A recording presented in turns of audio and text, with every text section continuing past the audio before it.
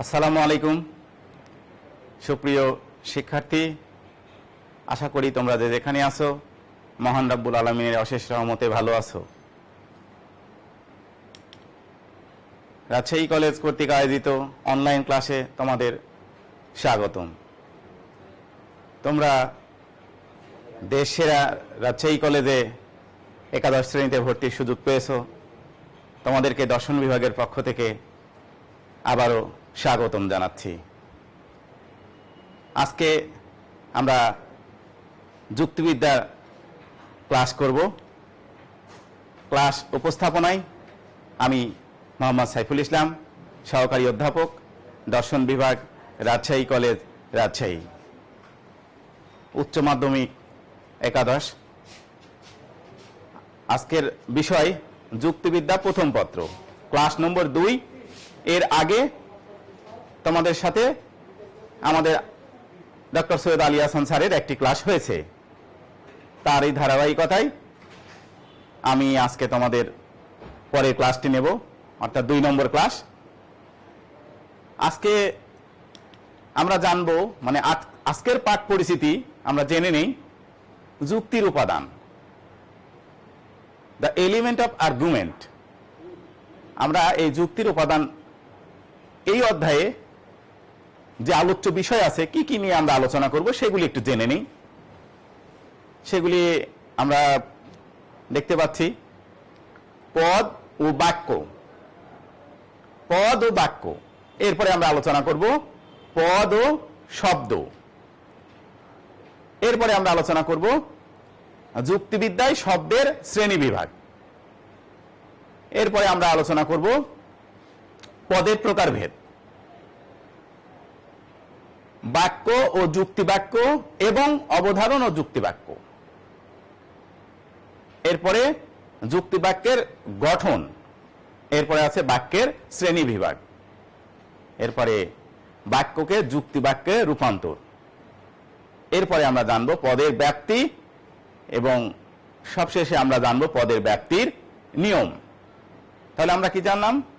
আমরা পাঠ পরিস্থিতিতে প্রথমেই জানলাম আজকের আমাদের আলোচ্য বিষয় যুক্তির উপাদান। এই অধ্যায়টি, অর্থাৎ এই অধ্যায়টি ধারাবাহিকভাবে আমি তোমাদের মাঝে আলোচনা করব। আর এই অধ্যায়ের যে আলোচ্য বিষয়গুলি আছে সেগুলি আমি তোমাদের মাঝে উপস্থাপন করলাম। তোমরা নিশ্চয়ই দেখতে পাচ্ছ তোমাদের কাছে যে বইগুলি আছে সে বইতেও বিষয়বস্তুগুলি লেখা আছে। এই আমাদের বিষয়, এই অধ্যায়ের বিষয়বস্তুগুলি আলোচনা করব। তবে একদিনে তো আর সবগুলি বিষয়বস্তু আলোচনা করা সম্ভব নয়। আমরা ধারাবাহিকভাবে বিভিন্ন ক্লাসে আমরা এগুলি আলোচনা করব। তাহলে আমরা কি আলোচনা করব? আজকের পাঠ কি আমরা সেটা দেখে নিই। আজকের পাঠ হলো এই যে পদ ও বাক্য, টার্ম অ্যান্ড সেন্টেন্স। এরপরে আমরা পড়ব শব্দের শ্রেণী বিভাগ, kinds of words in logic. অর্থাৎ শব্দের শ্রেণী বিভাগ হলো মানে যুক্তিবিদ্যায় শব্দের শ্রেণী বিভাগ। যুক্তিবিদ্যায় শব্দের শ্রেণী বিভাগ। এরপরে আমরা আলোচনা করব আজকে পদ ও শব্দ, টার্ম অ্যান্ড ওয়ার্ড। এই 3টি টপিকস আমরা আজকে আলোচনা করব। আর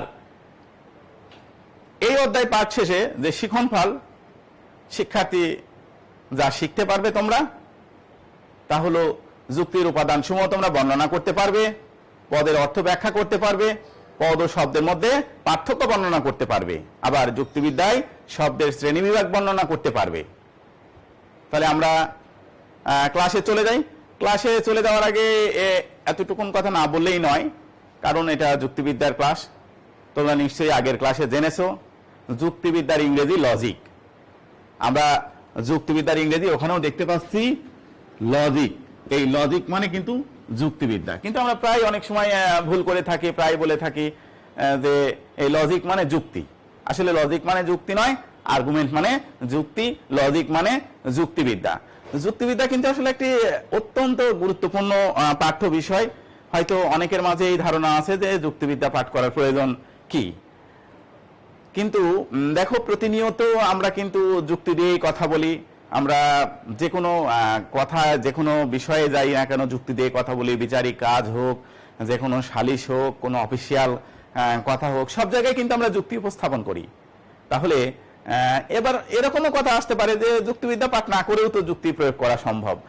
সম্ভব, তবে যথার্থ এবং ভ্রান্তি পরিহার করে সঠিক যুক্তি পদ্ধতি প্রণয়নের জন্য যুক্তিবিদ্যা পাঠের প্রয়োজন আছে। কেন প্রয়োজন আছে? যুক্তিবিদ্যার জনক অ্যারিস্টটল। এই অ্যারিস্টটল কিন্তু শুধুমাত্র যুক্তিবিদ্যার জনকই নন, আমরা এর আগেও হয়তো গত ক্লাসে জেনেছি যে অ্যারিস্টটল যুক্তিবিদ্যার জনক, কিন্তু তিনি কেবলমাত্র যুক্তিবিদ্যার জনক নন, তিনি কিন্তু রাষ্ট্রবিজ্ঞানের জনক, আবার তিনি কিন্তু প্রাণীবিজ্ঞানের জনক। এবং আমরা প্রাচীনকাল থেকে অদ্যাবধি যুক্তিবিদ্যার যে বিভিন্ন আলোচনা আছে সেগুলি ব্যাপক আলোচনা, এখান থেকে আমরা দেখতে পাই যে যুক্তিবিদ্যা পাঠের প্রয়োজনীয়তা অধিক গুরুত্ব সহকারে আলোচনা করা হয়েছে। কারণ যুক্তিবিদ্যা পাঠ করে একজন মানুষ যথার্থভাবে যুক্তি প্রণয়ন করতে পারে, ভ্রান্তিকে পরিহার করতে পারে। আমরা প্রায় আবার অনেক সময় এরকম কথা শুনে থাকি যে ওই যে যুক্তিবিদ্যায় যে বিষয়গুলি আছে, কি বিষয়গুলি, যে আমার হাত টেবিল স্পর্শ করে, টেবিল মাটি স্পর্শ করে, অতএব আমার হাত মাটি স্পর্শ করে। আসলে এইটি কিন্তু একটি উদাহরণ, এটি হলো অবৈধ যুক্তি, এটি অবৈধ যুক্তি, এটা ফোর টার্মস ফ্যালাসি, চতুষ্পদী অনুপপত্তি, অর্থাৎ এই যুক্তিটি অবৈধ। যুক্তিবিদ্যার মাধ্যমে জেনে আমরা এইটিকে ভ্রান্ত প্রমাণ করতে পারি। তেমনি ভাবে ওই যে মাছ পোকা খায়, মানুষ মাছ খায়, মানুষ পোকা খায়, এটি কিন্তু ভ্রান্ত যুক্তি, এটি উদাহরণ হিসেবে দেখানো হয়েছে। কেউ যদি এরকম কোন যুক্তি দাঁড় করায় তাহলে আমরা যুক্তিবিদ্যায় চতুষ্পদী অনুপপত্তি ঘটে সেভাবে এগুলাকে পরিহার করতে পারি। কাজেই আমরা এইটুকুন বলছি যে যুক্তিবিদ্যা পাঠের প্রয়োজনীয়তা রয়েছে এবং যুক্তিবিদ্যা পাঠ করেই ভ্রান্তিকে পরিহার করে যথার্থ যুক্তি প্রণয়ন করা সম্ভব এবং যথার্থ সত্যকে অর্জন করা সম্ভব। যাই হোক, এই আমরা আজকের পাঠে চলে যাই। আমরা আজকের পাঠ আমরা বললাম যে তিনটি বিষয় নিয়ে আমরা আলোচনা করব: পদ ও বাক্য, পদের শ্রেণী বিভাগ, পদ ও শব্দ। এই আলোচনায় আমরা চলে যাই। আমরা যে আলোচনা করব সেখানে আমরা আজকে পড়াবো হলো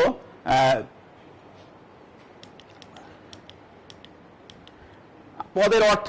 আমরা কিন্তু একটি জিনিস আমাদেরকে এখানে জানতে হবে যে পদের অর্থ। পদের অর্থ কি? আমরা এখানে আমরা বললাম কি পদ ও বাক্য জানবো, তাহলে পদের অর্থ কি, পদ কি জিনিস সেটি আমাদের জানতে হবে। পদ, আমরা পদের যে বিষয়টি দেখছি সেটি হলো পদ। পদের ইংরেজি হলো টার্ম, TERM, টার্ম। এই টার্ম মানে পদ, টার্ম মানে পদ। যেমন ইংরেজিতে পার্টস অফ স্পিচ আছে, হ্যাঁ, তার মানে পদ। তেমনি যুক্তিবিদ্যায় প্রত্যেকটি বিষয়ের একটি গ্রামার থাকে, ব্যাকরণ থাকে, তেমনি যুক্তিবিদ্যার একটি গ্রামার বা ব্যাকরণও আছে। সেই বিষয়গুলি আমরা পর্যায়ক্রমে আলোচনা করছি। অর্থাৎ যুক্তিবিদ্যার কিছু নিয়ম রয়েছে, যুক্তি গঠনের কিছু নিয়ম রয়েছে, সেই নিয়মগুলি মধ্যেই আমরা আলোচনা করছি। অর্থাৎ যুক্তি গঠনের জন্য দরকার হয় যুক্তির উপাদান, সেই যুক্তির উপাদানই হলো যুক্তি বাক্য, আর তার উপাদান হলো পদ। কাজে পদে হলো যুক্তি উপাদান। সেই যুক্তির উপাদানে আমরা পদ জানলাম কি, পদের ইংরেজি শব্দ হলো টার্ম। এই টার্ম মানে পদ। এই পদ মানে ওই যে আমরা বাংলা ব্যাকরণে পড়েছি, কি পড়েছি, যে বাক্যে ব্যবহৃত প্রত্যেকটি শব্দকেই এক একটি পদ বলা হয়। বাক্যে ব্যবহৃত প্রত্যেকটি শব্দকেই এক একটি পদ বলা হয়। যেমন আমি বাজার হতে 5 টাকা দিয়ে 5টি আপেল কিনলাম, এই প্রত্যেকটি শব্দই কিন্তু এক একটি পদ। তেমনি আমরা ইংরেজি গ্রামারে পড়েছি পার্টস অফ স্পিচ, পদ, অর্থাৎ সেন্টেন্সের অন্তর্গত প্রত্যেকটি শব্দই এক একটি পদ। সেখানে আমরা সেই পদগুলি পড়েছি কি, noun, pronoun, adjective, verb, adverb, preposition, conjunction, interjection. যাই হোক, এই যে পদগুলি, এই পদগুলি থেকে যুক্তিবিদ্যার পদটি কি ধরনের আলাদা, যুক্তিবিদ্যায় আসলে পদের অর্থ কি তা আমরা জানবো। তাহলে টার্ম মানে পদ। টার্ম শব্দটি এসেছে টার্মিনাস থেকে, এই টার্ম শব্দটি এসেছে টার্মিনাস থেকে, TERMINUS, টার্মিনাস। টার্মিনাস থেকে টার্ম শব্দটি এসেছে। আমরা কি জানলাম? আমরা বলছি পদ, অর্থাৎ পদ হলো যে একটি টার্মিনাস। এই টার্মিনাস শব্দটির অর্থ হলো প্রান্ত বা সীমা। টার্মিনাস শব্দটির অর্থ কি? প্রান্ত বা সীমা। অর্থাৎ একটি যুক্তি বাক্যের দুই প্রান্তে যা কিছু বসে তাই হলো কি, একটি যুক্তি বাক্যের দুই প্রান্তে যা কিছু বসে তাই হলো পদ। তাহলে একটি যুক্তি বাক্যের দুই প্রান্তে কি বসে আমরা দেখি। যুক্তি বাক্যটি টার্মিনাস শব্দের অর্থ তো জানলে, টার্মিনাস আমরা পদের ইংরেজি জানলাম, পদের ইংরেজি টার্ম। এরপর আমরা কি জানলাম, এই টার্ম শব্দটি এসেছে ল্যাটিন শব্দ, এটা একটা ল্যাটিন শব্দ। টার্ম শব্দটি এসেছে ল্যাটিন শব্দ টার্মিনাস থেকে, আর এই টার্মিনাস শব্দের অর্থ হলো প্রান্ত বা সীমা। একটি যুক্তি বাক্যের দুই প্রান্তে যে শব্দ সমষ্টি ব্যবহার করা হয় বা যে শব্দ সমষ্টি ব্যবহৃত হয় ওই শব্দ সমষ্টিকেই পদ বলে, একটি যুক্তি বাক্যের দুই প্রান্তে। তাহলে আমরা একটি যুক্তি বাক্য লিখি। আমরা একটি যুক্তি বাক্য লিখলাম যে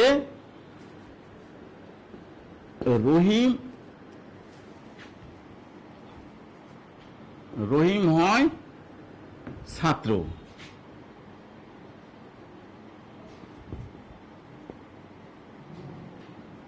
গোলাপ হয় সুগন্ধি,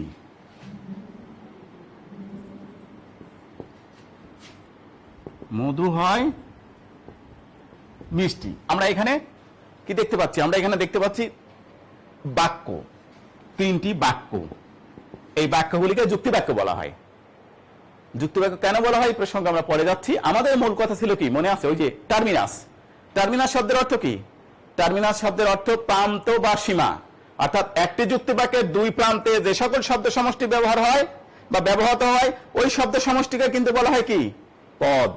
তাহলে দুই প্রান্তে খেয়াল করি আমরা, এই যে একটা প্রান্ত, এই একটা প্রান্ত আর এই একটা প্রান্ত, অর্থাৎ এই একটা প্রান্ত, এই একটা প্রান্ত, এই একটা প্রান্ত, এই একটা প্রান্ত, এইটা একটা, এটা একটা, এই যে দুই প্রান্তে। তাহলে আমরা দেখতে পাচ্ছি কি একটি যুক্তি বাক্যের এই যে দুই প্রান্ত, এই যে এটা এগুলো প্রান্ত। তাহলে আমরা কি দেখতে পাচ্ছি, দুই প্রান্ত।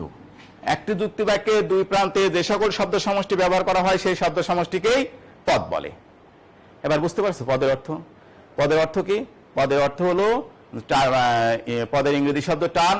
টার্ম শব্দটি এসেছে ল্যাটিন শব্দ টার্মিনাস থেকে। টার্মিনাস শব্দের বাংলা হলো প্রান্ত বা সীমা। অর্থাৎ একটি যুক্তি বাক্যের দুই প্রান্তে যে সকল শব্দ সমষ্টি কি ব্যবহৃত হয় ওই সকল শব্দ সমষ্টিকেই পদ বলে। এই হলো পদের আমরা অর্থ জানলাম। তাহলে কি জানলাম, যে একটি যুক্তি বাক্যের দুই প্রান্তে যে শব্দ সমষ্টি ব্যবহার করা হয় তাকেই পদ বলে। এবার আমরা এখান থেকেই কিন্তু পদের সংজ্ঞা দেওয়া সম্ভব। এখান থেকে পদের সংজ্ঞা দেওয়া সম্ভব। খেয়াল করো, এই যে এখানে উদাহরণ দেওয়া আছে, তিনটি উদাহরণ দেওয়া আছে, নিশ্চয়ই এগুলিকে আমরা যুক্তি বাক্য বলছি বা বাক্য বলছি, যাই বলি না কেন, দুই প্রান্ত। দেখো প্রথম আছে রহিম হয় ছাত্র, গোলাপ হয় সুগন্ধি, মধু হয় মিষ্টি। এই যে রহিম হয় ছাত্র, রহিম সম্পর্কে একটি বিবৃতি প্রদান করা হচ্ছে। কি প্রদান করা হচ্ছে? রহিম সম্পর্কে একটি বিবৃতি প্রদান করা হচ্ছে। রহিম হয় ছাত্র। রহিম হয় ছাত্র যদি বিবৃতি, রহিম সম্পর্কে বিবৃতি প্রদান করা হচ্ছে, তাহলে রহিম কি পদ? রহিম কি পদ? উদ্দেশ্য পদ। ঠিক তেমনই ভাবে রহিম সম্পর্কে একটি বিবৃতি প্রদান করা হচ্ছে, যার সম্পর্কে কোনো কিছু বলা হয় সেটা কি পদ? বিধেয় পদ। তাহলে আমরা জানলাম কি, এই যে একটি বাক্যে যুক্তি বাক্যের মানে প্রথম অংশে থাকে উদ্দেশ্য পদ, দ্বিতীয় অংশ থাকে বিধেয় পদ। ওকে, একটি যুক্তি বাক্যের প্রথম অংশে থাকে উদ্দেশ্য পদ, দ্বিতীয় অংশে থাকে বিধেয় পদ। আমরা জানলাম, অর্থাৎ আমরা তো বুঝতেই পারছি যে যার সম্পর্কে কিছু বলা হয় তাকে কি বলা হয়? উদ্দেশ্য পদ। আর উদ্দেশ্য সম্পর্কে যা কিছু বলা হয় তা বিধেয় পদ। তাহলে এইখানে এই যে রহিম, এটি উদ্দেশ্য পদ, এটি বিধেয় পদ। গোলাপ উদ্দেশ্য পদ, সুগন্ধি বিধেয় পদ। মধু উদ্দেশ্য পদ, মিষ্টি বিধেয় পদ। এই দুটির মধ্যে একটা সংযোগ স্থাপন করেছে। এটি সাবজেক্ট, প্রেডিকেট, আর এটি কোপুলা, অর্থাৎ সংযোজক। Subject, predicate and copula, that makes a proposition. Proposition মানে যুক্তি বাক্য। এই আলোচনা কিন্তু আমরা পরে যাব, যুক্তি বাক্যের আলোচনায় আমরা পরে যাব, কিন্তু আজকে পদের আলোচনায় এই আলোচনাটি আমাদের করতে হচ্ছে। তাহলে আমরা কি জানলাম? এইটার নাম হলো সংযোজক। এইটার নাম সংযোজক। কিন্তু আমাদের আজকের আলোচ্য বিষয় কিন্তু পদ। কি আলোচ্য বিষয়? পদ। তাহলে আমরা পদের সংজ্ঞা দিতে গিয়ে এখন আমরা কি বলতে পারবো না যে একটি যুক্তি বাক্যে উদ্দেশ্য এবং বিধেয় হিসাবে যে শব্দগুলি ব্যবহৃত হয় তাই হলো পদ। কেন? পদের ইংরেজি শব্দ টার্ম, টার্ম শব্দ হচ্ছে কোন পদ থেকে, ল্যাটিন শব্দ টার্মিনাস থেকে, টার্মিনাসের বাংলা কি? প্রান্ত বা সীমা। আমরা এটা জানলাম, মন দিয়ে শোনো, টার্মিনাস জানলাম। তাহলে তো প্রান্ত বা সীমা, অর্থাৎ বলাই হচ্ছে একটি যুক্তি বাক্যে দুই প্রান্তে কি থাকে? উদ্দেশ্য এবং বিধেয় থাকে। তাহলে আমরা বলছি একটি যুক্তি বাক্যের উভয় প্রান্তে যে শব্দগুলি ব্যবহৃত হয় ওই শব্দগুলিকে পদ বলে। ঠিক একটি যুক্তি বাক্যের উভয় প্রান্তের নিশ্চয়ই নাম আছে, আমরা সেই নামগুলি জেনে গেলাম। যে একটি যুক্তি বাক্যের অর্থাৎ শুরুতে যার সম্পর্কে কিছু বলা হয় এটা উদ্দেশ্য পদ, আর উদ্দেশ্য সম্পর্কে যাকে বলা হয় সেটি বিধেয় পদ। তাহলে আমরা জানলাম যে একটি যুক্তি বাক্যে যে সকল শব্দ সমষ্টি উদ্দেশ্য বা বিধেয় হিসেবে ব্যবহৃত হয় ওই শব্দগুলিকে কি বলা হয়? পদ বলা হয়। ঠিক আছে? তাহলে পদার সংজ্ঞা আমরা কি জানলাম? একটি যুক্তি বাক্যে যে সকল শব্দগুলি উদ্দেশ্য বা বিধেয় হিসেবে ব্যবহৃত হয় তাকে পদ বলে। আবার কেবলমাত্র এই শব্দগুলি ব্যবহৃত হয়েছে অন্য শব্দগুলি ব্যবহৃত হবে না তা তো নয়, অন্য শব্দগুলি ব্যবহৃত হবে। তাহলে আমরা কি বলতে পারি? আমরা বলতে পারি যে যে সকল শব্দ সমষ্টি কোন যুক্তি বাক্যের উদ্দেশ্য বা বিধেয় হিসাবে ব্যবহৃত হয় বা হওয়ার যোগ্যতা রাখে ওই সকল শব্দ সমষ্টিকে পদ বলে। মন দিয়ে শোনো, কোন বইতে কি লেখা আছে সেইটি বড় কথা নাই, তুমি কি বুঝলে সেইটি বড় কথা। আবারও দেখো, তুমি নিজেই জানছো, শুধুমাত্র তোমার সামনে যদি থাকে রহিম হয় ছাত্র, গোলাপ হয় সুগন্ধি, মধু হয় মিষ্টি, এরকম কয়েকটি বাক্য, এখান থেকে তুমি অসংখ্য জিনিস জানতে পারবে। অসংখ্য জিনিস কি? আমি টার্ম কি সেটা জানলাম, টার্মিনাস কি সেটা জানলাম, পদের সংজ্ঞা জানলাম, উদ্দেশ্য পদ কি সেটা জানলাম, বিধেয় পদ কি সেটা জানলাম, সব এখান থেকে জানা সম্ভব। পদের উদাহরণ এখানে জানা সম্ভব, আরো অনেক কিছু জানা যাবে, সেটা আমরা আলোচনা করতে করতেই জানবো। তাহলে আমরা এখানে জানছি কি? আমরা এখানে জানছি যে একটি যুক্তি বাক্যের উদ্দেশ্য এবং বিধেয় পদ হিসাবে, এই যে দেখেই বলতে একটি যুক্তি বাক্যের, এটা এখান থেকেই বলা যাচ্ছে যে এই যুক্তি বাক্যের উদ্দেশ্য এবং বিধেয় পদ হিসাবে যে সকল শব্দ সমষ্টি ব্যবহৃত হয় বা ব্যবহৃত হওয়ার যোগ্যতা রাখে বা ভবিষ্যতে ব্যবহৃত হতে পারে ওই সকল শব্দ সমষ্টিকে যুক্তিবিদ্যায় পদ বলে। ওকে, ওই সকল শব্দ সমষ্টিকে যুক্তিবিদ্যায় পদ বলে। এই পদের সংজ্ঞা থেকে যুক্তিবিদ ল্যাটা এবং ম্যাকবেথ বলেছেন যে একটি পদ একটি যুক্তি বাক্যের উদ্দেশ্য বা বিধেয়, কি বলেছেন? একটি পদ একটি যুক্তি বাক্যের উদ্দেশ্য বা বিধেয়, যুক্তি বাক্যে যার সম্পর্কে কিছু বলা হয় এবং যা কিছু বলা হয় তার জন্য এই পদ ব্যবহৃত হয়। ল্যাটা এবং ম্যাকবেথ বলেছেন একটি পদ একটি যুক্তি বাক্যের উদ্দেশ্য এবং বিধেয়, যুক্তি বাক্যে যার সম্পর্কে কিছু বলা হয় এবং যা কিছু বলা হয় তার জন্য এই পদ ব্যবহৃত হয়। ঠিক তেমনি ভাবে যুক্তিবিদ শাস্ত্রী বলেছেন যে একটি যুক্তি বাক্যের উদ্দেশ্য বা বিধেয় হিসাবে যা কিছু চিন্তা করা যায় তাকেই পদ হিসাবে সংজ্ঞায়িত করা যায়। মজার না? অর্থাৎ একটি যুক্তি বাক্যের উদ্দেশ্য বা বিধেয় হিসাবে যা কিছু চিন্তা করা যায়, উদ্দেশ্য বিধেয় হিসাবে যা কিছু চিন্তা করা যায় তাকেই পদ হিসাবে সংজ্ঞায়িত করা যায়। কাজেই আমরা এই যুক্তিবিদদের দেওয়া সংজ্ঞা সাপেক্ষে আমরা বলতে পারি, এইটা দেখেই বলতে পারি, এখানে লেখাই আছে পদের সংজ্ঞা, কিন্তু এখানে লেখা আছে এই বোর্ডে, আমি পদের সংজ্ঞা লিখে দিয়েছি, পদের সংজ্ঞা উদাহরণ এই বোর্ডে কিন্তু লেখা আছে, এবং এই যে যুক্তিবিদদের দেওয়া সংজ্ঞা এই বোর্ডে লেখা আছে। তোমরা হয়তো বুঝতে পারছো না, একটু মন দিয়ে শোনো। এই যে কিভাবে লেখা আছে পদের সংজ্ঞা, বোর্ড দেখে তোমরা বুঝতে পারছো। এই শব্দগুলি ব্যবহৃত, একটি যুক্তি বাক্যে যে সকল শব্দগুলি উদ্দেশ্য বা বিধেয় হিসেবে ব্যবহৃত হয় বা ব্যবহৃত হওয়ার যোগ্যতা রাখে ওই সকল শব্দ সমষ্টিকে যুক্তিবিদ্যায় কি বলে? পদ বলে। হয়ে গেল। এবং ল্যাটা এবং ম্যাকবেথ বলেছেন কি? একটি যুক্তি বাক্যের উদ্দেশ্য এবং বিধেয়, অর্থাৎ যার সম্পর্কে কিছু বলা হয়, যা কিছু বলা হয় এই শব্দগুলি পদ হিসাবে ব্যবহৃত হয়। এই একটা। আবার যুক্তিবিদ শাস্ত্রী বলেছেন কি? যে যুক্তিবিদ শাস্ত্রী কি বললেন মনে আছে? তিনি বললেন যে একটি যুক্তিবাদের উদ্দেশ্য বা বিধেয় হিসাবে যা কিছু ব্যবহৃত হয় উদ্দেশ্য এবং বিধেয় হিসাবে যা কিছু চিন্তা করা যায় তাকেই পদ হিসাবে সংজ্ঞায়িত করা যায়।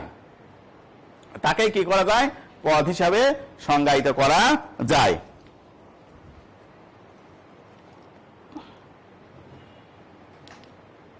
আমরা এই পদের যে বিষয়টি সেটি হলো আমরা জানবো যে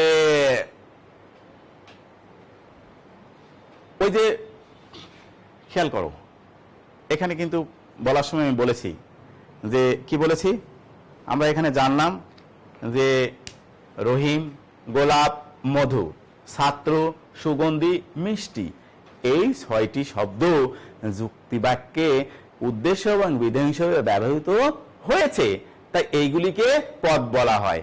কোন কোন যুক্তিবিদ পদের সংজ্ঞা দিতে গিয়ে বলেছেন যে সকল শব্দগুলি কোন যুক্তিবাক্যের উদ্দেশ্য এবং বিধেয় হিসেবে ব্যবহৃত হয় বা হতে পারে, মানে সেইগুলি পদ।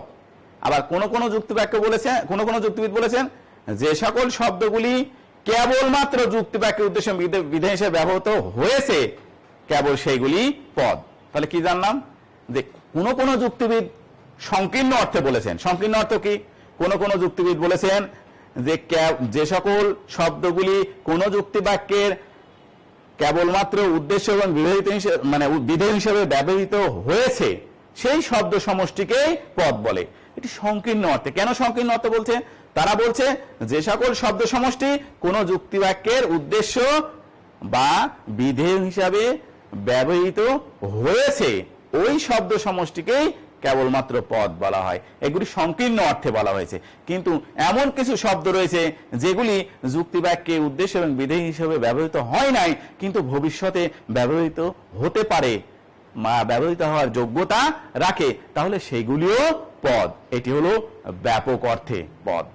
কাজেই আমরা এই পদের সংকীর্ণ অর্থ পদ আমরা জানলাম, আর ব্যাপক সংকীর্ণ অর্থে কেবল ব্যবহৃত হয়েছে, আর ব্যাপক অর্থ হলো যা হয়ে যে সকল শব্দগুলি যুক্তিবাক্যের উদ্দেশ্য এবং বিধেয় হিসেবে ব্যবহৃত হয় এবং ভবিষ্যতে হওয়ার যোগ্যতা রাখে ওই সকল শব্দ সমষ্টিকে কি বলা হয়? পদ বলা হয়। ওই সকল শব্দ সমষ্টিকে কি বলা হয়? পদ বলা হয়। কেবলমাত্র হয়েছে তা নয়, যেগুলি কি, যেগুলি হতো ভবিষ্যতেও যেগুলি হতে পারে সেগুলিকেও পদ বলা হয়। আমরা সংকীর্ণ অর্থে নয়, ব্যাপক অর্থেই পদের সংজ্ঞাটিকে গ্রহণ করব।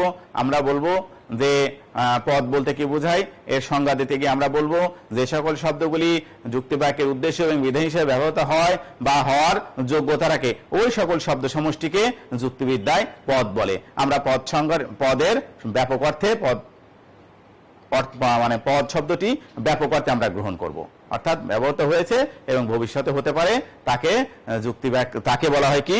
পদ বলা হয়। এরপরে আমরা যে বিষয়টি জানবো সেটি হলো পদ এবং বাক্য ও যুক্তিবাক্য। আমরা এটি জানার প্রয়োজন আছে। বাক্য এবং যুক্তিবাক্য সম্পর্কে আমরা এরপরের ক্লাসে আলোচনা করব, কিন্তু আজকে প্রয়োজনের সাপেক্ষে আমরা এটা আলোচনা করতে আমাদের হচ্ছে। আমরা পদ আলোচনা করতে গিয়ে আমরা প্রথমেই বললাম যে যুক্তিবাক্যের, আমরা দেখতে পাচ্ছি যুক্তিবাক্যের দুই প্রান্তে যে শব্দ সমষ্টি ব্যবহৃত হয় সেই শব্দ সমষ্টিকে পদ বলে, অর্থাৎ একটি যুক্তিবাক্যের উদ্দেশ্য এবং বিধেয় হিসেবে যা ব্যবহৃত হয় তাকে পদ বলে। কিন্তু এই পদ সব বাক্যে থাকে না। আমরা যদি বলি একটি বাক্যের, এইখানে আমরা যদি বলি একটি বাক্যে যে শব্দগুলি ব্যবহৃত হয় তাকে পদ বলে, এইটি হলো বাংলা ব্যাকরণে বলে বা ইংরেজি গ্রামারে বলে। বাংলা ব্যাকরণে আমরা কি বলেছি? আমরা জানি কি যে বাক্যে ব্যবহৃত প্রত্যেকটি শব্দই এক একটি পদ। বাক্যে ব্যবহৃত প্রত্যেকটি শব্দই এক একটি পদ। তেমনি ভাবে আমরা ইংরেজি গ্রামারে জেনেছি যে সেন্টেন্সের অন্তর্গত প্রত্যেকটি ওয়ার্ডই এক একটি পার্টস অফ স্পিচ বা পদ। সেই বাক্যের শব্দগুলি শব্দ আর যুক্তিবাক্যের শব্দগুলি পদ। তাহলে বাক্য এবং যুক্তিবাক্যের মধ্যে আমাদের একটি পার্থক্যও জানা এখানে দরকার প্রয়োজনের সাপেক্ষে। আমরা বাংলা গ্রামারে নিশ্চয়ই তোমরা কি বলতে পারবে যে বাক্য কত প্রকার? এই তোমার হলো যে অর্থগত দিক থেকে বাক্য কত প্রকার নিশ্চয়ই মনে আছে তোমাদের। অর্থগত দিক থেকে আমরা মিনিং ক্লাসিফিকেশন অফ সেন্টেন্স, আমরা অর্থগতভাবে বাক্যকে কয় ভাগে ভাগ করা হয়েছে সেখানে ইংরেজি গ্রামার থেকে আমরা বলতে পারবো সেন্টেন্স কত প্রকার, মিনিং ক্লাসিফিকেশন অফ সেন্টেন্স 5 প্রকার: assertive sentence, interrogative sentence, imperative sentence, objective sentence, exclamatory sentence. এই তো 5 প্রকার। এটি বাংলাতে বর্ণনামূলক, প্রশ্নমূলক, আদেশ, অনুরোধ, উপদেশ, তারপরে ইচ্ছা বা প্রার্থনা, এরপরে কি আছে আবেগ, বিস্ময় সূচক। এই তো এই 5 প্রকার।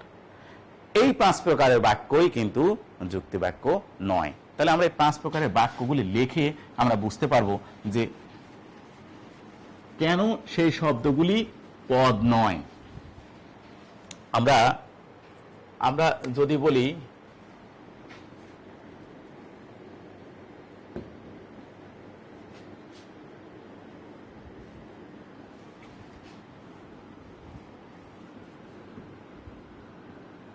তোমার নাম কি, এর 1 নম্বর বাক্য দিলাম।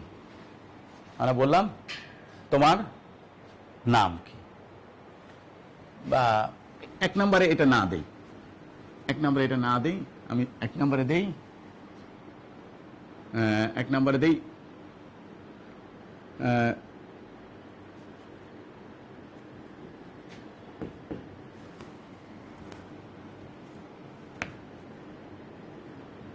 মধু হয় মিষ্টি, 1 নম্বরে দিলাম। 2 নম্বরে দিলাম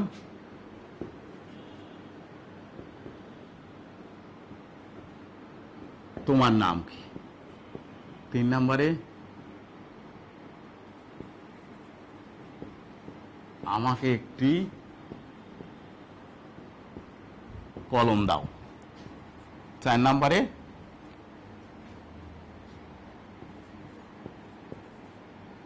তুমি সফল কাম হও। 5 নম্বরে দিলাম বাহ কি সুন্দর ফুল। দেখো এখানে আমরা বাক্য লিখলাম। এই বাক্যে যে যে শব্দগুলি ব্যবহৃত হয়েছে এই শব্দগুলিকে শব্দ বলা হয়।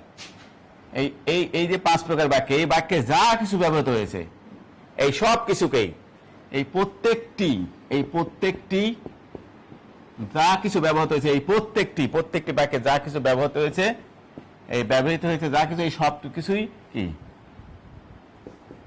শব্দ, ওয়ার্ড। যা কিছু ব্যবহৃত হয়েছে এই সব কিছুই কিন্তু শব্দ, কিন্তু সবগুলি কিন্তু পদ নয়, সবগুলি পদ নয়।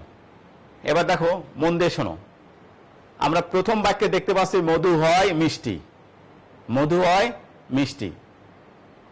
এইখানে খেয়াল করি আমরা, এখানে আমরা বলেইছিলাম যে পদের ইংরেজি শব্দ টার্ম এসেছে টার্মিনাস থেকে।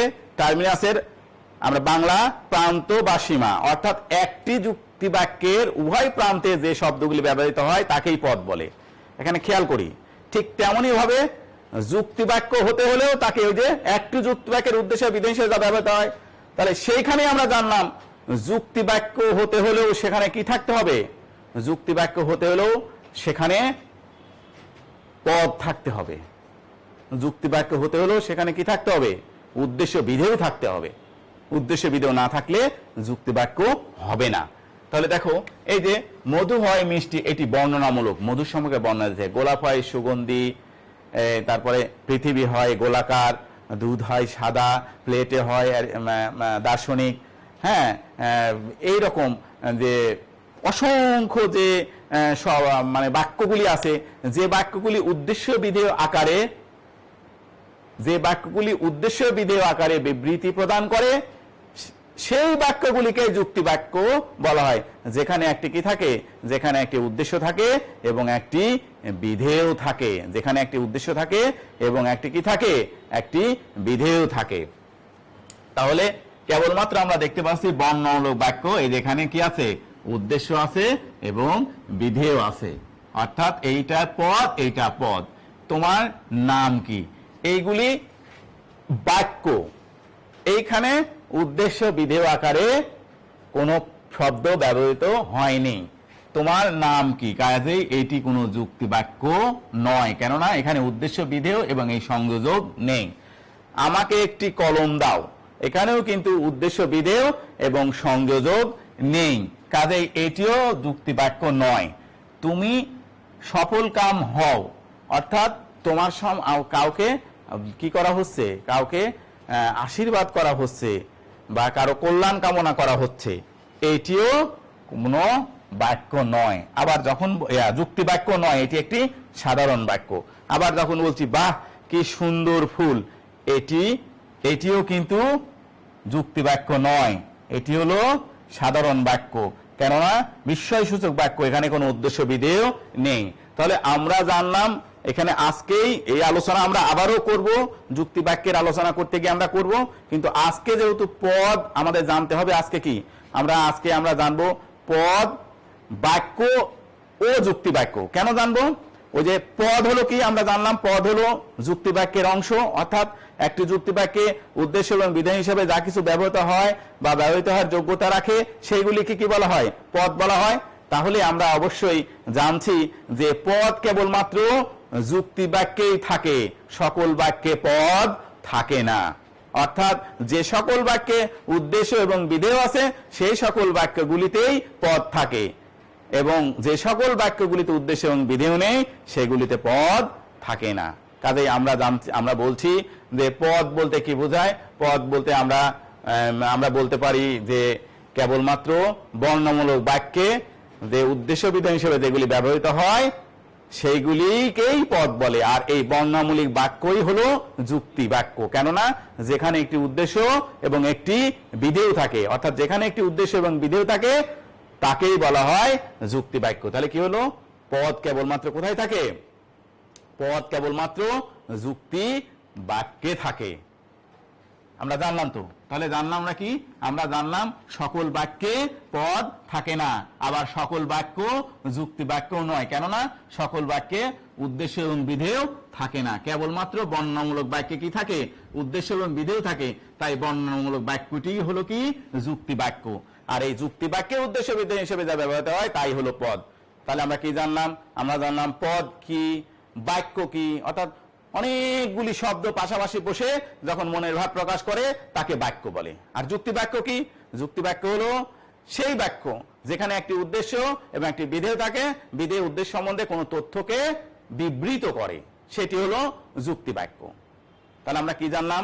আমরা জানলাম পদ কি, যে পদ কি এবং শব্দ কি, অর্থাৎ সব শব্দই পদ নয়, সকল শব্দই কি নয়? সকল শব্দই পদ নয়। যে সকল শব্দগুলি যুক্তি বাক্যে উদ্দেশ্য এবং বিধেয় হিসেবে ব্যবহৃত হয়েছে ওই সকল শব্দগুলিকেই কেবলমাত্র পদ বলা হয়। তাহলে পদ আমরা বলতে পারি যে সেই শব্দগুলি এরকম যে রহিম, প্লেটো, গোলাপ, ছাত্র, দার্শনিক, সুগন্ধি, এই শব্দগুলি। তাহলে কি হলো? রহিম, প্লেটো, গোলাপ, ছাত্র, দার্শনিক, সুগন্ধি ইত্যাদি শব্দগুলি পদ। কেন পদ? আমরা যদি বলি এই যে আমরা বলছি কি রহিম,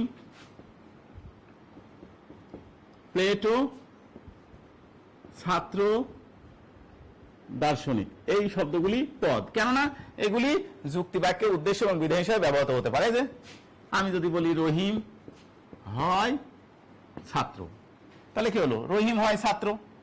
আমরা যদি বলি প্লেটো হন দার্শনিক, তাহলে আমরা কি বললাম? রহিম হয় ছাত্র, প্লেটো হন দার্শনিক। এই যে রহিম উদ্দেশ্য, ছাত্র বিধান হিসেবে হলো। তাই এইগুলিকে কি বলা হচ্ছে? এগুলি হলো এই শব্দগুলি পদ। আবার আমরা জানলাম সব শব্দই পদ নয়। যে সকল শব্দ উদ্দেশ্য বিধান, যেমন আবার সব বাক্যই যুক্তি বাক্য নয়। যেমন আমরা জানলাম দয়া করে আমাকে একটি কলম দাও, এটা কিন্তু যুক্তি বাক্য নয়। দয়া করে আমাকে একটি কলম দাও, এটি কিন্তু যুক্তি বাক্য। আমি যদি বলি দয়া করে আমাকে একটি কলম দাও, এটি কিন্তু যুক্তি বাক্য নয়। হ্যাঁ, যদি আমি বলি দয়া করে আমাকে একটি কলম দাও, এটি কিন্তু যুক্তি বাক্য নয়। কেন যুক্তি বাক্য নয়? এই কারণে যুক্তি বাক্য নয় যে এখানে উদ্দেশ্য বিধেয় নেই। আবার আমি যদি বাহ নারিকেলের নাড়ু খেতে খুব সুস্বাদু, বাহ নারিকেলের নাড়ু খেতে খুব সুস্বাদু, এখানে বিস্ময় প্রকাশ করছি, উচ্ছ্বাস প্রকাশ করছি, আমার আবেগকে প্রকাশ করছি, এখানে কোনো উদ্দেশ্য বিধেয় নেই, তাই এটি যুক্তি বাক্য নয়। এখানে পদও নেই। যেটা যুক্তি বাক্য কেবল সেখানেই পদ থাকে। ওই যে রহিম হয় ছাত্র, মধু হয় মিষ্টি, মানুষ হয় মরণশীল, এখানে উদ্দেশ্য বিধেয় আছে, এইগুলি যুক্তি বাক্য এবং যে পদ আছে। এর আলোচনা করার সাপেক্ষে আমরা বলতে পারছি আমরা কি জানলাম, আমরা পদ জানলাম, তারপরে আমরা জানলাম শব্দ জানলাম, যে যে শব্দগুলি কেবল যুক্তি বাক্য উদ্দেশ্য বিধেয় হিসেবে ব্যবহৃত হয়েছে ওই শব্দগুলিকেই পদ বলা হয়। এরপরে আমরা কি জানলাম, বাক্য জানলাম, যে সকল বাক্য যুক্তি বাক্য নয়, কাজেই সব বাক্যে পদ থাকে না। এরপরে কি জানলাম, যুক্তি বাক্য, অর্থাৎ যে বাক্যে উদ্দেশ্য বিধেয় থাকে সেই বাক্যটি যুক্তি বাক্য, যে বাক্যে উদ্দেশ্য বিধেয় থাকে সেই বাক্যটি কেবলমাত্র যুক্তি বাক্য। এটা আমরা জানলাম। এখন আমরা জেনে নেই যে যুক্তিবিদ্যায় শব্দের শ্রেণী বিভাগ। ওই যে আমরা যে শব্দ জানলাম না, এই শব্দতে আমরা বলছি যুক্তিবিদ্যায় শব্দকে মোট 3 ভাগে ভাগ করা হয়েছে।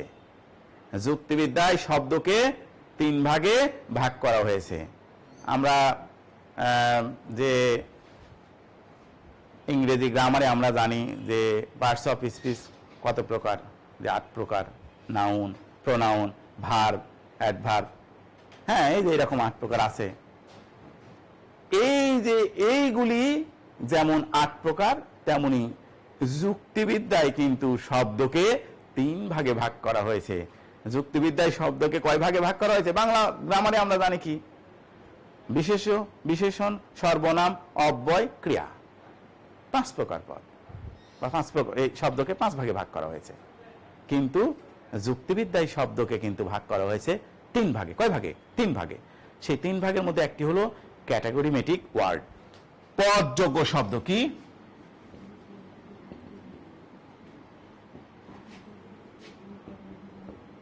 পদযোগ্য শব্দ, পদযোগ্য শব্দ, ক্যাটাগরিমেটিক ওয়ার্ড, যে শব্দগুলি সরাসরিভাবে যুক্তিবাক্যের উদ্দেশ্য এবং বিধেয় হিসাবে ব্যবহৃত হয় বা ব্যবহৃত হওয়ার যোগ্যতা রাখে, সেই শব্দগুলিকে যুক্তিবিদ্যায় পদযোগ্য শব্দ বলে। আবারও মন দিয়ে শোনো, যে সকল শব্দগুলি যেভাবেই বলো না কেন মনে রাখবে, যে সকল শব্দগুলি যুক্তিবাক্যে উদ্দেশ্য বা বিধেয় হিসাবে ব্যবহৃত হয় বা হওয়ার যোগ্যতা রাখে, সেই সকল শব্দগুলিকে পদযোগ্য শব্দ বলে। অর্থাৎ যারা সরাসরিভাবে নিজেই অন্য কোনো শব্দের সাহায্য ছাড়াই উদ্দেশ্য এবং বিধেয় হিসাবে ব্যবহৃত হতে পারে, ওই শব্দ সমষ্টিকে বলা হয় কি? পদযোগ্য শব্দ। অন্য শব্দের সহায়তা ছাড়াই নিজে উদ্দেশ্য বিধেয় হিসেবে ব্যবহৃত হতে পারে। কোনগুলি? এই যে আমি যদি বলি রহিম হয় ছাত্র, রহিম হয় ছাত্র, মানুষ হয় দ্বিপদ, কামাল হন ডাক্তার। এই যে এই শব্দগুলি দেখো, এই যে রহিম, ছাত্র, মানুষ, দ্বিপদ, কামাল, ডাক্তার ইত্যাদি, এ ধরনের অসংখ্য যে শব্দগুলি রয়েছে, যেগুলি সরাসরিভাবে কোনো যুক্তিবাক্যে উদ্দেশ্য বা বিধেয় হিসেবে ব্যবহৃত হয় বা হওয়ার যোগ্যতা রাখে, সেইগুলিকে বলা হয় ক্যাটাগরিমেটিক ওয়ার্ড বা পদযোগ্য শব্দ। ওকে, বুঝতে পারলাম? তাহলে কি হলো, যে শব্দগুলি অন্য কোনো শব্দের সাহায্য ছাড়াই সরাসরি যুক্তিবিদ্যায় বা সরাসরি যুক্তিবাক্যে উদ্দেশ্য বা বিধেয় হিসেবে ব্যবহৃত হয় বা হওয়ার যোগ্যতা রাখে, ওই শব্দ সমষ্টিকে পদযোগ্য শব্দ বলে। Rahim, Jamal, Kamal, Socrates, Plato, Aristotle, মধু, গোলাপ ইত্যাদি ইত্যাদি, যেগুলি উদ্দেশ্য আর বিধেয় হিসেবে ব্যবহৃত হয়, যত শব্দ আছে সাবজেক্ট অ্যান্ড প্রেডিকেট হিসেবে ব্যবহৃত হয়, সকল শব্দকে কি বলা হয়? পদযোগ্য শব্দ বলে। এইবার সহপদযোগ্য শব্দ, সাইন ক্যাটাগরিমেটিক ওয়ার্ড। সাইন ক্যাটাগরিমেটিক ওয়ার্ড এমন কিছু শব্দ রয়েছে যে শব্দগুলি সহপদযোগ্য শব্দ। এমন কিছু শব্দ রয়েছে যে শব্দগুলি সরাসরিভাবে নিজে উদ্দেশ্য বিধেয় হিসাবে ব্যবহৃত হতে পারে না। দেখি আমরা,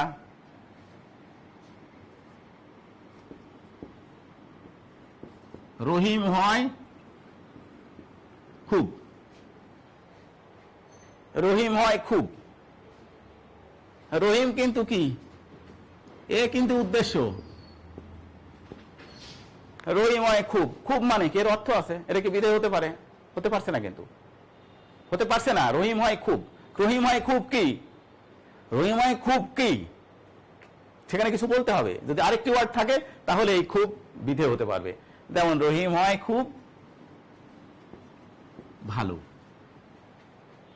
খুব ভালো মানে কি, রহিম হয় খুব ভালো, কি ভালো তা হচ্ছে।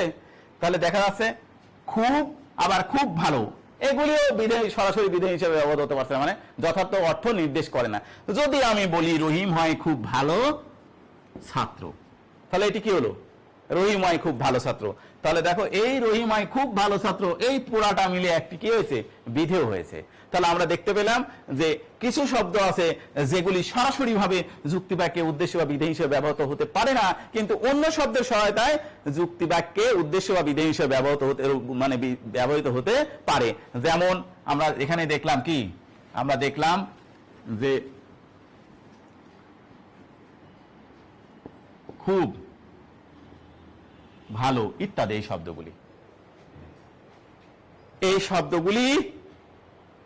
এই শব্দগুলি সরাসরি যুক্তি বাক্যে ব্যবহৃত হতে পারে না, কিন্তু অন্য শব্দের সহায়তায় উদ্দেশ্য বা বিধেয় হিসাবে ব্যবহৃত হতে পারে। বোঝো নাই? এখানে খালি বিধেয় হলো, এটা কি,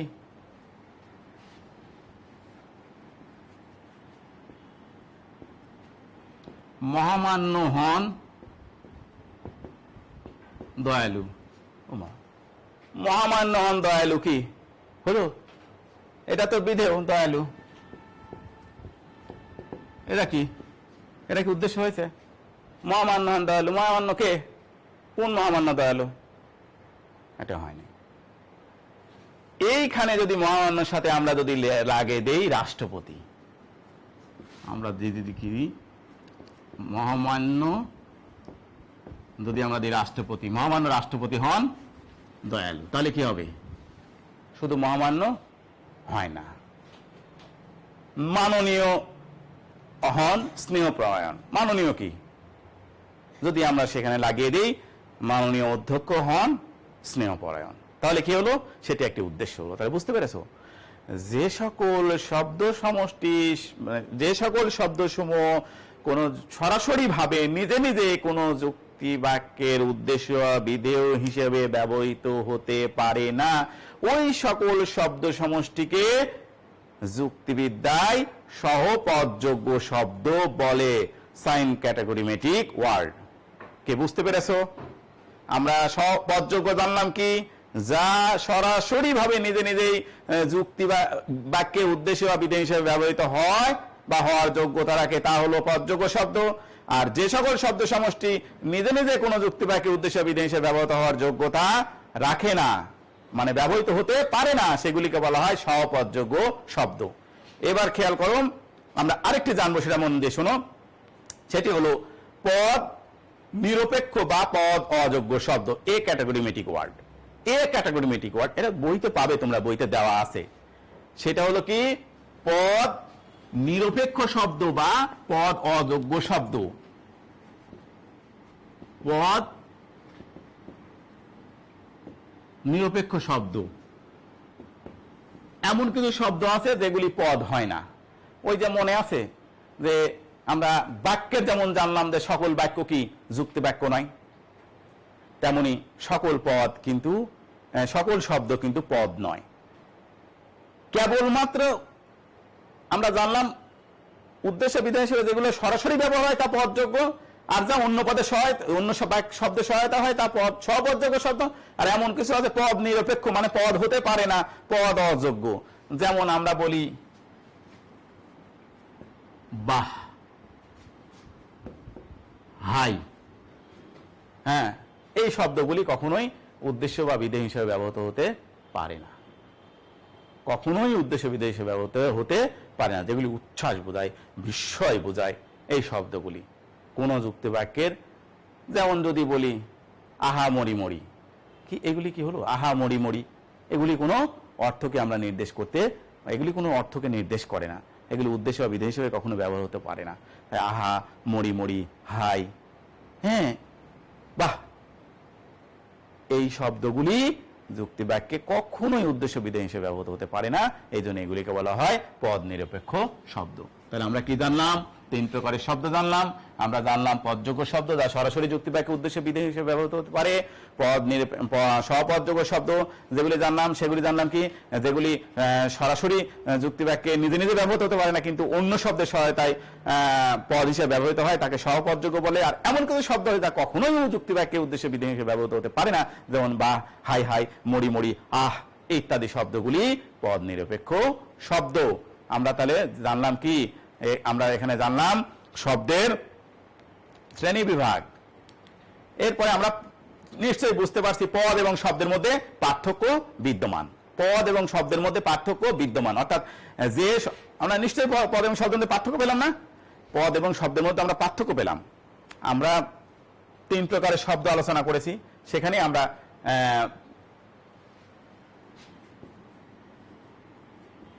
সাবাস,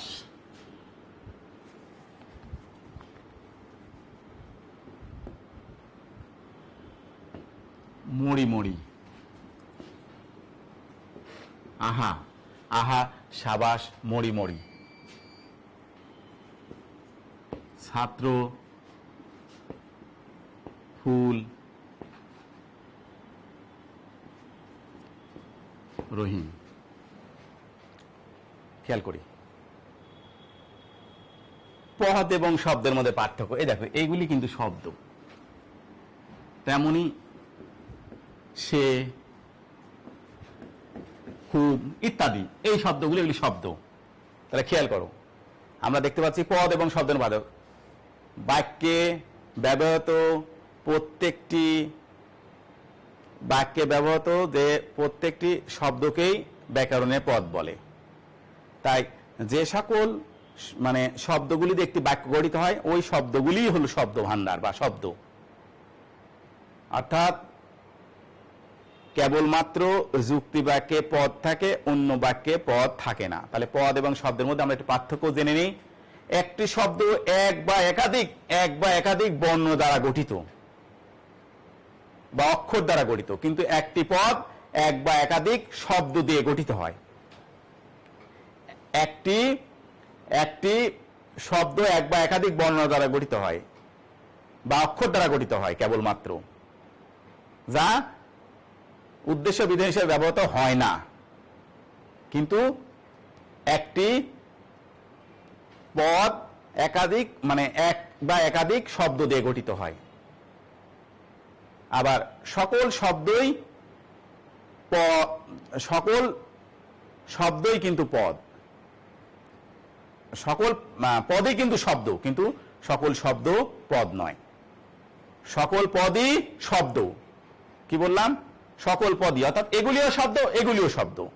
এই সকল পদই কিন্তু শব্দ, এই পদও শব্দ, এগুলিও শব্দ। কারণ সকল পদই শব্দ, কিন্তু সকল শব্দ পদ নয়।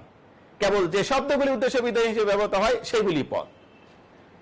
আবার একটি যুক্তি বাক্যে কেবলমাত্র 2টি পদ থাকে, কিন্তু একটি বাক্যে 2 বা ততোধিক শব্দ থাকতে পারে।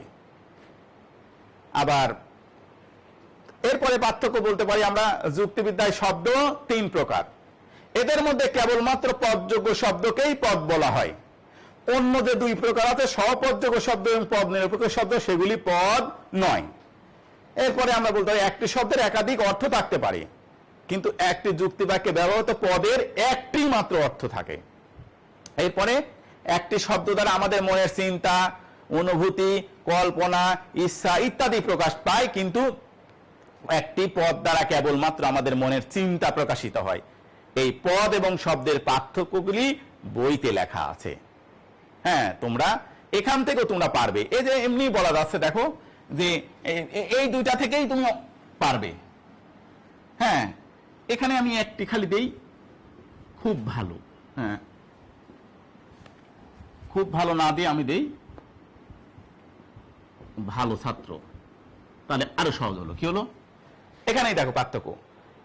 একটি শব্দ একাধিক বর্ণ দ্বারা গঠিত হয়, কিন্তু একটি পদ এক বা একাধিক শব্দ দ্বারা গঠিত হয়, একটা পার্থক্য। আর পরের পার্থক্য হলো আমরা এখানেই দেখতে পাচ্ছি। পরের পার্থক্য কি বলতে পারবো? আমরা বলতে পারবো যে এই শব্দ একটি যুক্তি বাক্যে মানে একটি বাক্যে ব্যবহৃত সকল শব্দগুলি কিন্তু বা একটি যুক্তি বাক্যে ব্যবহৃত শব্দগুলিকে কেবলমাত্র পদ বলা হয়। একটি যুক্তি বাক্যে ব্যবহৃত শব্দগুলিকে পদ বলা হয়, কিন্তু বাক্যে ব্যবহৃত সকল শব্দ পদ নয়।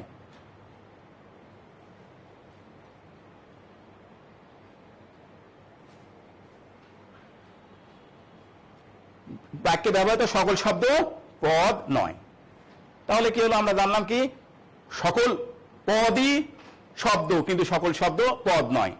যুক্তি বাক্যে কেবলমাত্র দুটি পদ থাকে, কিন্তু একটি বাক্যে অসংখ্য পদ থাকে। আবার জানলাম কি যুক্তিবিদ্যায় শব্দ তিন প্রকার, এদের মধ্যে কেবল পদযোগ্য শব্দ হলো পদ, আর কিন্তু অন্যদের পদ নিরপেক্ষ এবং স্বপদযোগ্য শব্দ পদ নয়। একটি শব্দের একাধিক অর্থ থাকতে পারে, কিন্তু যুক্তিবাক্যে পদের একটি মাত্রই অর্থ থাকে। এরপরে আমরা জানলাম একটি শব্দ দ্বারা মনের চিন্তা, অনুভূতি, আবেগ ইত্যাদি, কল্পনা ইত্যাদি প্রকাশ পায়, কিন্তু যুক্তিবাক্যের উদ্দেশ্য এবং বিধান হিসেবে যে পদগুলি ব্যবহৃত হয় তা কেবলমাত্র চিন্তা প্রকাশিত হয়। এই হলো শব্দ এবং পদের মধ্যে আমরা পার্থক্য জানলাম।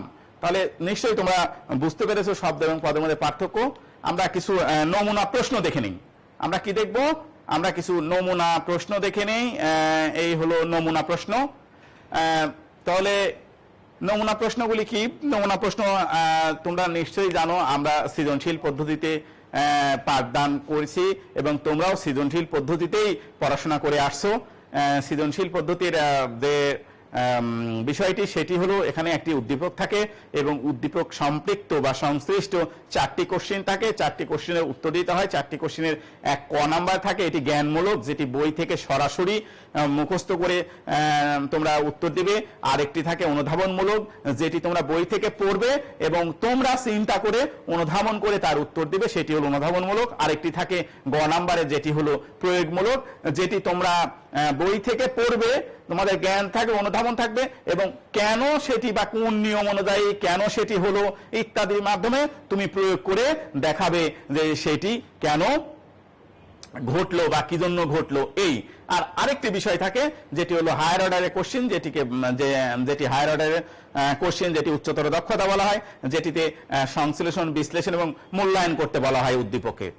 এই ক্ষেত্রে আমরা একটি নমুনা প্রশ্ন দেখতে পাচ্ছি। তোমরা নিশ্চয়ই নমুনা প্রশ্ন দেখেছো। যে আমরা জানলাম একটু নমুনা প্রশ্ন জেনে নেই। প্রথম দিন ভয় পেও না। দেখো আমরা যা পড়লাম তোমাদের সহযোগিতা করার জন্য, সহজ করার জন্য আমি নমুনা প্রশ্নটা আলোচনা করছি। প্রশ্নটি হলো এরকম: বিজয় বলল, আমার বন্ধু রাতুল, সুমন ও রাজু এরা সবাই দুধ, ডিম, কলা পছন্দ করে। বিজয়ের কথা শুনে রাতুল বলল, মানে বিজয়ের কথা শুনে রাতুল বলল, বাহ বাহ, মরি মরি, কি চমৎকার। মানে বিজয় রাতুলকে সামনে নিয়েই বলল যে আমার বন্ধু রাতুল, সুমন, রাজু এরা সবাই দুধ, ডিম, কলা পছন্দ করে। এই বক্তব্যটি হলো বিজয়ের। আর বিজয়ের কথা শুনে রাতুল বলল, বাহ বাহ, মরি মরি, কি চমৎকার। নিশ্চয়ই তোমরা এখানে উদ্দীপকে একটি মানে বিষয়, চমৎকার বিষয় তোমরা বুঝতে পেরেছো যে দুইটি বিষয় কাজ করছে। একটি হলো প্রথম যেটি, সেটা সেখানে বলছে প্রথম বক্তব্যে যে সুমন, রাজু এরা সবাই দুধ, ডিম, কলা পছন্দ করে। আর একটি হলো বিজয়ের কথায় আছে, বাহ বাহ, মরি মরি, কি চমৎকার। আচ্ছা, আমরা এই বিষয়টি নিয়ে আলোচনা করব। একটু ক নাম্বার প্রশ্নে যাই। পদ কাকে বলে? এক কথায় উত্তর, সেটি মানে এক মার্কসের উত্তর, সেটি বলবো আমরা যে যুক্তি বাক্যে উদ্দেশ্য এবং বিধেয় হিসেবে যে সকল শব্দগুলি ব্যবহৃত হয় বা হওয়ার যোগ্যতা রাখে তাকেই পদ বলে। শেষ, এক মার্কসের জন্য। দ্বিতীয় প্রশ্ন হলো সহপদযোগ্য শব্দ বলতে কি বোঝায়? এটিও বলবো আমরা। এটি ওই জ্ঞানমূলকের মতোই অনুধাবন করে বলবো যে যে সকল শব্দগুলি সরাসরি ভাবে যুক্তি বাক্যে উদ্দেশ্য বিধেয় হিসেবে ব্যবহৃত হতে পারে না, কিন্তু অন্য শব্দের সহায়তায় যুক্তি বাক্যে উদ্দেশ্য বিধেয় হিসেবে ব্যবহৃত হয়, সেই শব্দগুলিকে সহপদযোগ্য শব্দ বলে। শেষ, 2 নম্বরের অ্যান্সার। এইবার সেখানে আমরা দিতেও পারি যেমন খুব ভালো, বা বলতে পারি রহিম হয় খুব ভালো ছাত্র। এইবার গ নাম্বার কোশ্চেনে আমরা দেখতে পাচ্ছি উদ্দীপকে এখানে আসলে একটু ভুল হয়েছে। কাসেমের বক্তব্যে, আসলে কাসেমের নয়, সেখানে বিজয়ের বক্তব্যে হবে। বিজয়ের বক্তব্যে ব্যবহৃত শব্দগুলি কোন প্রকৃতি তা ব্যাখ্যা করো। উদ্দীপকে বিজয়ের বক্তব্যে ব্যবহৃত শব্দগুলি মানে নামটি আমি চেঞ্জ করেছি, এই যার কারণে দুই জায়গায় চেঞ্জ হয়েছে। যে উদ্দীপকে বিজয়ের বক্তব্যে ব্যবহৃত শব্দগুলি কোন প্রকৃতি তা ব্যাখ্যা করো।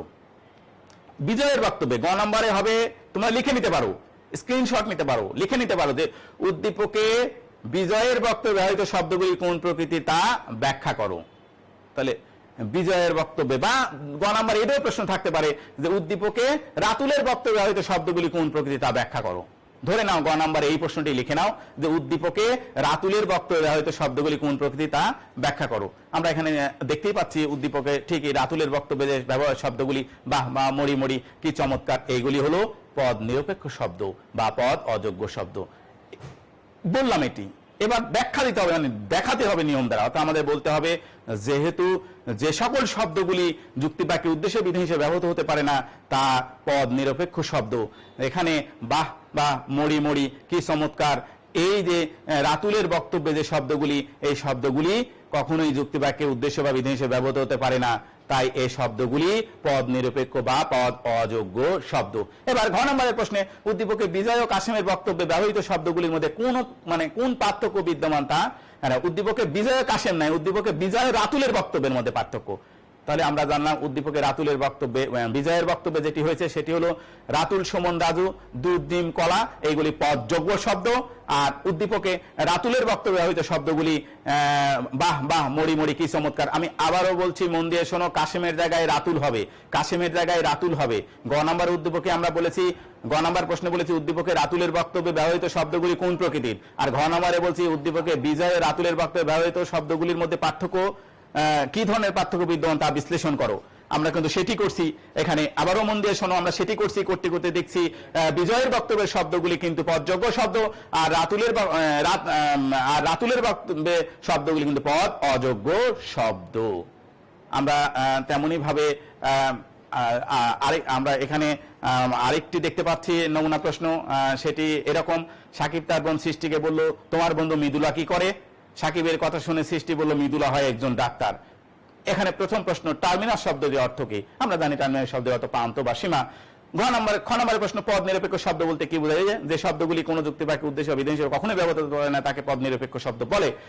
গ নম্বর প্রশ্ন, উদ্দীপকে সাকিবের বক্তব্য নির্দিষ্ট বাক্যটি কোন প্রকৃতি তা ব্যাখ্যা করো। দেখো সাকিবের বক্তব্যটি তোমার বন্ধু মৃদুলা কি করে, তোমার বন্ধু মৃদুলা কি করে প্রশ্নবোধক, অর্থাৎ এটি মানে যুক্তিবাক্য নয়। এটি কোন প্রকৃতি? এটি যুক্তিবাক্য নয়, কেননা এখানে উদ্দেশ্য বিধেয় নেই, এখানে উদ্দেশ্য বিধেয় পদ নেই, তাই এটি সাকিবের বক্তব্যের নির্দিষ্ট যুক্তিবাক্যটি কোনো সাধারণ বাক্য, এটি কোনো যুক্তিবাক্য নয়। এবার ঘ নম্বর প্রশ্ন আছে, উদ্দীপকের সাকিব ও সৃষ্টির বক্তব্যের নির্দিষ্ট বাক্যের মধ্যে পার্থক্য দেখাও। খেয়াল করো, একটি হলো কি মানে সাকিব বলল তোমার বন্ধু মৃদুলা কি করে, এখানে উদ্দেশ্য বিধেয় নেই, সেটি যুক্তিবাক্য নয়, সেটি সাধারণ বাক্য। আর সাকিবের কথা শুনে সৃষ্টি বলল মৃদুলা হয় একজন ডাক্তার, এখানে কিন্তু উদ্দেশ্য এবং বিধেয় আছে, কাজেই এটি হলো একটি যুক্তিবাক্য। কাজেই সাকিবের বক্তব্যটি কোনো যুক্তিবাক্য সাধারণ বাক্য, সেটি যুক্তিবাক্য নয়। আর এখানে সৃষ্টির বক্তব্যটি একটি কি, একটি যেখানে উদ্দেশ্য বিধেয় আছে, তাই এটি একটি যুক্তিবাক্য। বুঝতে পেরেছো? ভয়ের কারণে এগুলো আবারও আলোচনা করব, তোমরা দেখো। এরপরে আমরা নেক্সট আর একটি প্রশ্ন আলোচনা করে শেষ করব, সেটি হলো আশিক বলল রাতুল সুমন রাজু শিক্ষক ডাক্তার ও ব্যবসায়ী হবে। আশিক বলল রাতুল সুমন ও রাজু শিক্ষক ডাক্তার ও ব্যবসায়ী হবে। আশিকের কথা না শ্যাম বলল বাহ বাহ খুব ভালো, তারা বেশ চমৎকার। হ্যাঁ আশিক বলল রাতুল সুমন ও রাজু শিক্ষক ডাক্তার ব্যবসায়ী হবে। আশিকের কথা শ্যাম বলল বাহ বাহ খুব ভালো, তারা বেশ চমৎকার। পদ কি? এক নম্বর কোশ্চিন, বলে তোমরা জানো পদযোগ্য শব্দ কি, এটাও আলোচনা করলাম আমরা। গ নম্বর প্রশ্ন, উদ্দীপকে আশিকের বক্তব্যে ব্যবহৃত শব্দগুলি কোন প্রকৃতি তা ব্যাখ্যা করো। ওই দেখো আশিকের বক্তব্যে শব্দগুলি রাতুল সুমন রাজু শিক্ষক ডাক্তার ব্যবসায়ী, এগুলি পদযোগ্য শব্দ, সরাসরি যুক্তিবাক্যের উদ্দেশ্য বিধেয় হিসেবে ব্যবহৃত হয়, তাই এগুলি পদ। আর উদ্দীপকে আশিক ও শ্যামের বক্তব্যে ব্যবহৃত শব্দগুলির মধ্যে পার্থক্য জানতে চাওয়া হয়েছে। দেখো শ্যাম বলেছে বাহ বাহ খুব ভালো, তারা বেশ চমৎকার। এখানে পদ স্বপদযোগ্য শব্দ আছে, পদ নিরপেক্ষ শব্দ আছে, তাই এগুলি শব্দ। আর আশিকের বক্তব্যে যেগুলো সেগুলোতে পদ, কাজেই সেটি পদ, আর এগুলোতে সাধারণ শব্দ, শব্দ যেগুলি পদ নয়। কাজেই উদ্দীপকে আশিক ও শ্যামের বক্তব্যে ব্যবহৃত শব্দগুলির পার্থক্য হলো পদ এবং শব্দের পার্থক্য। আমি যেটি আলোচনা করলাম, পদ এবং শব্দের মধ্যে পার্থক্য কি? পদ হলো যুক্তিবাক্যে উদ্দেশ্য বিধেয় হিসেবে ব্যবহৃত হয়, কিন্তু শব্দ যুক্তিবাক্য, সব শব্দই যুক্তিবাক্যে উদ্দেশ্য বিধেয় হিসেবে ব্যবহৃত হয় না। সকল পদই শব্দ, কিন্তু সকল শব্দ পদ নয়, এটি আলোচনা করতে হবে। ঠিক আছে, বুঝতে পেরেছো? এগুলি আবারও আমরা আলোচনা করব। আমরা এরপরে মূল্যায়ন আমরা যেটি ক্লাসে করে থাকি, দলভিত্তিক আলোচনা, প্রশ্ন উত্তর পর্ব, যেটি আবারও হয়তো ক্লাস যখন স্বাভাবিক পরিস্থিতি হবে, ক্লাস চালু হবে, আমরা আবারও এইভাবে আলোচনা করব। আমরা আলোচ্য বিষয়ের আলোচনা সেটি করেই ফেলেছি। আমরা পরবর্তী ক্লাসে যেটি জানবো সেটি হলো যুক্তির উপাদান। এই অধ্যায়ের বাকি অংশ আমরা পরবর্তী ক্লাসে জানবো। তোমাদেরকে ধন্যবাদ। তোমরা যে যেখানে আসো ভালো থাকো, সুস্থ থাকো, নিরাপদে থাকো। আবার ইনশাআল্লাহ আগামী কোনো এক ক্লাসে তোমাদের সাথে দেখা হবে। তোমাদের জন্য দোয়া রইল, আমার জন্য দোয়া করো। আল্লাহ হাফেজ।